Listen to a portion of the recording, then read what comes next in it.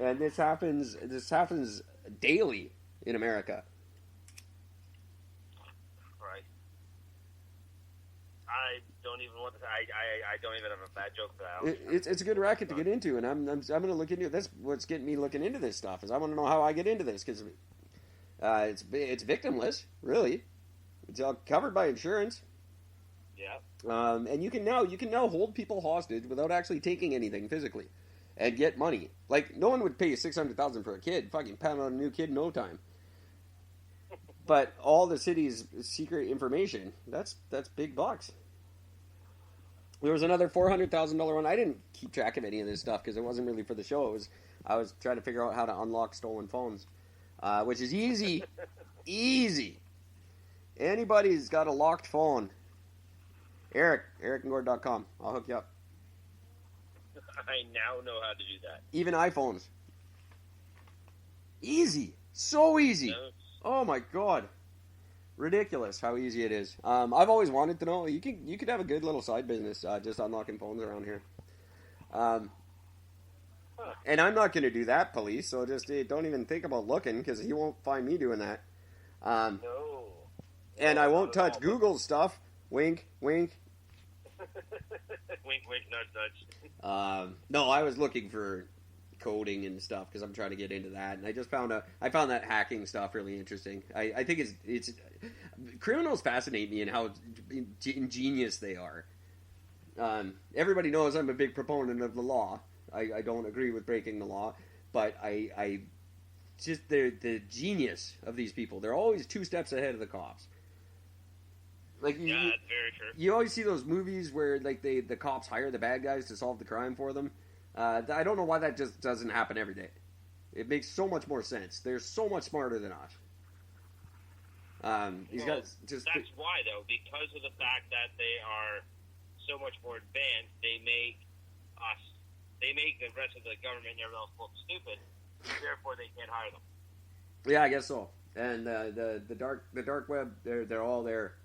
They found a way to all work together and do stuff. It's crazy the amount of shit they're spreading, like the bad ones. And some of them are doing it legitimately just for chaos. You know, they don't want anything from it. They like the chaos when they ruin people's lives. Scary. Be nice to nerds. Yeah. That's all I'm saying. Anyone going into high school this year, be nice to the nerds. They will fuck your shit up one day. Yep. All they gotta do is just get your name, and that's it. You know, take care of everything else. There isn't one cool motherfucker in Anonymous. Promise you. All a bunch of nerds. Nerdiest dudes you've ever met. And they could stop the world spinning right now if they wanted to. And God bless them. My hat's off to them. Because they don't do that.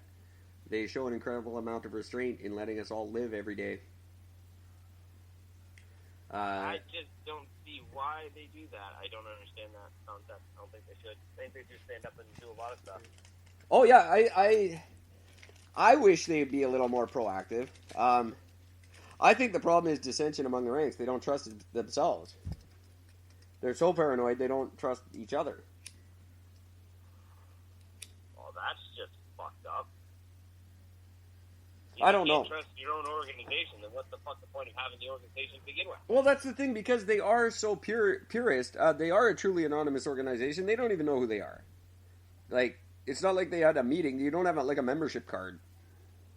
I don't really understand exactly how you get in, but there's not, like, they don't really know who's in, kind of thing. You know what I mean? Like, they do, but they don't. I don't know. I don't know. They're not walking around with anonymous rings, and they don't have secret anonymous meetings. Like, they're not Masons, but they're, I don't know. They're so volatile and weird and fascinating to me. But I love going and seeing like these. Maybe they're so busy keeping the evil people in check because some of these guys on the dark web are just like out of comic books. I swear to God. I fully agree. But they taught me how to hack a phone today, so. That's cool. Because I get a lot of... I buy... So many times I buy a phone that's locked. This one we're talking on right now is locked. It's like locked as we speak, locked? Yeah. I can't go on the... It won't sign on to Wi-Fi. Because it's a T-Mobile phone. Who the fuck has a T-Mobile phone? Some goddamn tourist.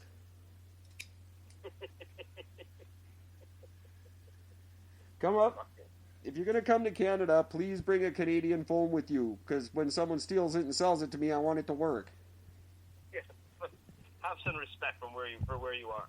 I got 17 fucking phones in the last 2 years. I need this trouble now. I got to go get number 18 because you can't get a Canadian phone? Fuck you.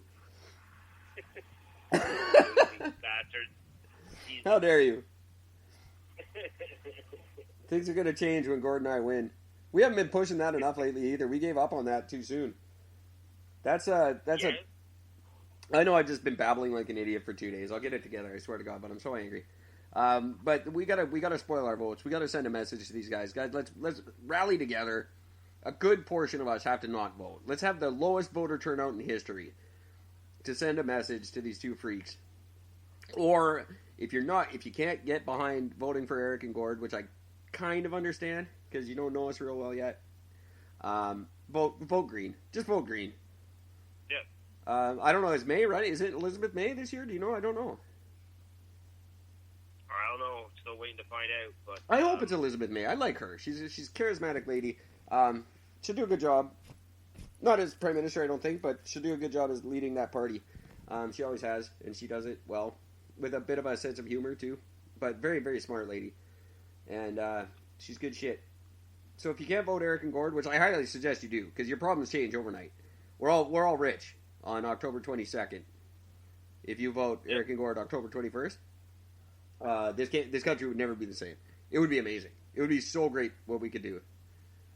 Yep, absolutely. And I have no problem getting the royal family on board with anything. Like people go, oh, they can step in. You know, they're still technically in charge. Yeah, no, not a problem. I got Kate wrapped around my finger. Guaranteed, she remembers. Guaranteed. Oh yeah, she probably talks about me. Whenever her and William fight, I bet she mentions me. There was that bloke with the flowers. See, now I want to mic this bitch just to find out. She probably talks about him. Oh, I should have talked to that bloke with the flowers. I found the flowers. Don't tell her that. Something? Don't tell her. I found the flowers on the way there. I didn't buy her flowers.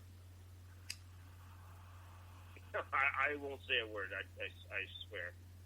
No, Actually, just bull-face lie to you. When we're all hanging out, whatever. So, you know, sometimes dudes let shit slip. Just don't do that.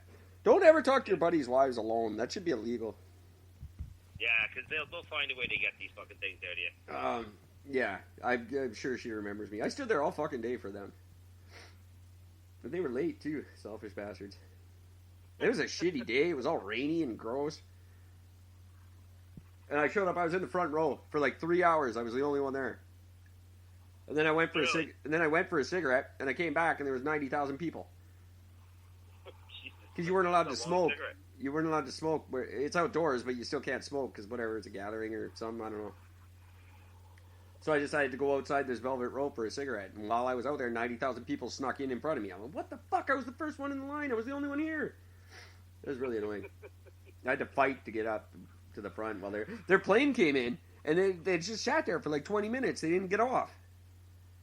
Been standing there for 3.5 hours. They finally fly in. We're all excited.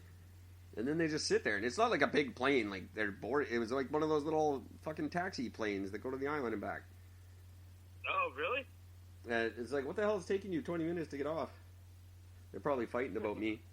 She saw me when they were flowing in. What are you doing up there? Yeah, they're probably talking about me. Guaranteed. She saw me as the plane was circling. That's why she was looking directly at me the whole time. Oh, really? No, like, he didn't even notice anybody. He doesn't do that. It looks like he's smiling and waving, but he's probably watching, like, some James Bond camera in his eyelid, watching soccer or something on it. And our eyes locked, and then she looked away really fast. Yeah, that's when you know somebody's talking about you. And talking shit. Yeah, it was definitely worth the 5 hours or whatever I stood in the rain for that. Maybe a second and a half, probably not even. Yeah, as long as you find what makes it worth it, that's all that matters. It was stupid, and I was alone too. That's how like I didn't. It wasn't even a goof with a bunch of friends. I did that myself. No one else wanted to go, and I was like, "Fuck it, I'm going." I'm doing it. I can do it. Fuck it. I don't care. Yeah, and it totally was. And then like I met, and I was like, "Hey guys, did you see that?" And I didn't have any guys. There's no guys. It was just me getting all excited with a bunch of old women. Did you see her looking at me? Do you think I have a chance? What? Shut up! Don't touch my purse. It was a magical day. Oh, it sounds very magical. That was I'm not talking about them anymore. I'm mad now. They're probably here too. They always go to the Stampede and shit. I went to that out there. I love the Stampede. I've only been to the P&E once. Women, that was a lot of fun. I've only been to the P&E once in my life since I got to go to Stampede, because the P&E sucks so bad after you've been to the Stampede, it's not even worth going. Yeah, that's the Stampede. That's all the way out somewhere. It's like out in the middle of nowhere. What's that? The Stampede thing, isn't it? The Stampede? No, it's kind of. It's not close to things but it's like the P&E, but with awesomeness. Because in Calgary, you're allowed to be awesome. I'm assuming that's where I went because, well, the two girls I went with, they, they're both very good-looking girls, and me, and they both showed up. They both had the cowboy boots, wearing the short shorts, and like crop top t-shirts and shit like that. It was great walking in the fucking gates with that thing with one on either side of me. Yeah. Oh, for sure. And in Calgary, they celebrate things, so all the big companies show up. Like in Vancouver, nobody comes here because it's lame. You're not allowed to do anything. But in Vancouver, in Calgary, like all the Budweiser girls come, and they got hot tubs, and like each beer company has its own beer garden, and they always try to outdo the others with awesomeness. It's so much, and then you got like the Red Bull chicks and stuff. It's just crazy. And the whole city shuts down for a week. Like, you can't do any business whatsoever. And they free pancake breakfast every day, and, like, people have fun. Calgary will party for any reason. Their Lilac Festival's a party. But here, you can't. It's dumb. No. You're not allowed. And the P&E sucks. It's expensive, and if you want a beer, the only place to do it is at White Spot. So you gotta buy, like, a $14 basket of fries to have a beer. Because you can't. And I'm still trying to figure out why the fuck you people eat at White Spot. Their food is horrible. I'll never understand it. Never in my life. And what's his name? Chuck Curry or whatever. He seems. I guess he's a cool guy. I've been told. I've been educated by you. And some others that my hatred could be ill-founded. But no, I don't get it. Their food sucks. I don't understand. It's ridiculously expensive and it's not good. And you can only get it on a ferry or like 2 restaurants downtown that suck.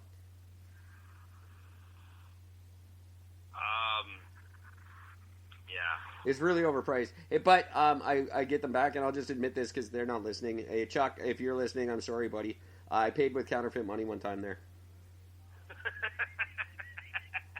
Hey, if they're not paying attention, that's their fucking fault. It was only my part of the bill. Like, other people at the table paid with real money, but I didn't have real money, so I paid with fake money.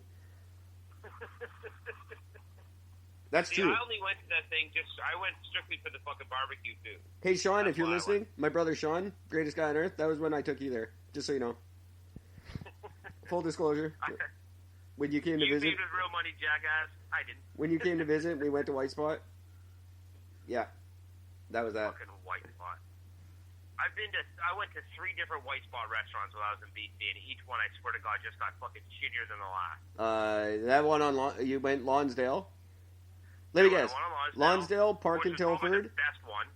I went to the one at the actually no, the best one was at the Georgia Street. At the fucking your version of the Sky Dome, whatever the fuck you call it. Oh yeah, your place, yeah.